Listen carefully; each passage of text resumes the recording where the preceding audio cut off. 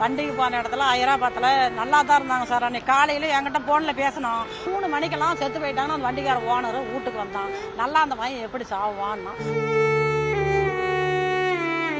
அவங்க எல்லாம் ஐடியாவோட கொண்டு வந்து எரிக்கிறது எல்லாம் ரெடி பண்ணி சிறுவாட்டில்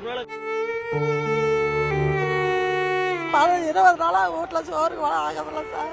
பக்கத்தில் விட்டா ஒன்றாங்க தீங்க முடியல. என் வீட்டில் 3 பசங்க இருக்குது. 2 பசங்க கூட எனக்கு சரியில்லை. வந்தான் சார் வீட்டையே பார்ப்போம்.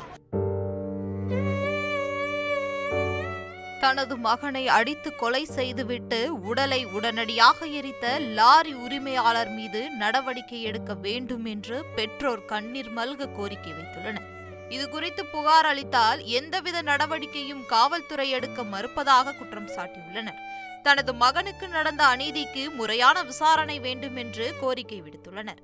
சேலம் மேட்டூர் பகுதியைச் சேர்ந்த சரோஜா என்பவருக்கு 3 மகன்கள் உள்ளனர். இதில் 2வது மகன் ரவி என்பவர் லாரி ஓட்டுநராக பணியாற்றி வந்தார். இந்நிலையில் கடந்த மாதம் 2ஆம் தேதி லாரி உரிமையாளர் சக்தி என்பவர் வீட்டிற்கு வந்து ரவியை ஹைதராபாத் செல்வதற்கு அழைத்து சென்றுள்ளார். இந்த நிலையில் ஒரு வாரத்தில் உடல்நலம் பாதிக்கப்பட்டு ஹைதராபாத்தில் தனது மகன் இறந்து விட்டதாக கூறியுள்ளனர். பாதிக்கப்பட்ட பெற்றோர் சேலம் மாவட்ட ஆட்சியர் அலுவலகத்தில் புகார் அளித்தனர். குறிப்பாக ஹைதராபாத்தில் இருந்து தனது மகனின் உடலை வீட்டிற்கு எடுத்து வந்தபோது கண்களில் வீக்கமும் வாயில் இரத்தமும் இருந்த நிலையில் இது தொடர்பாக கேள்வி எழுப்பும் போது உடனடியாக தனது மகனின் உடலை அவசரமாக எரித்து விட்டதால் உரிய நடவடிக்கை எடுக்க வேண்டும் என்று கூறி பெற்றோர் கோரிக்கை வைத்துள்ளனர்.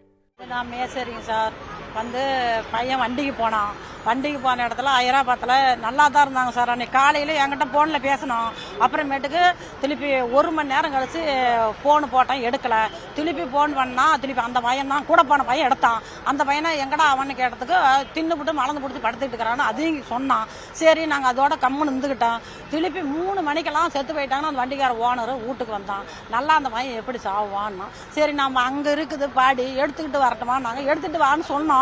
அப்புறம் வந்த உடனே அங்கே சிறுவாட்டில் கொண்டாந்து பார்த்தாங்க. அவங்க எல்லாம் ஐடியாவோட கொண்டு வந்து எரிக்கிறது எல்லாம் ரெடி பண்ணி சிறுவாட்டில் அதான் சொல்றது கேளுங்களா காமிச்சாங்க. அது சிறுவாட்டில் போய் நாங்கள் கத்திக்கிட்டு கிடந்தோம். அந்த எங்கள் பையன் ஒன்று செல்லில் இந்த போட்டோ எடுத்தான். அந்த போட்டோ எடுக்கிறான்னு சொல்லிவிட்டு எங்கள் கூப்பிட்டான் எல்லாத்தையும்.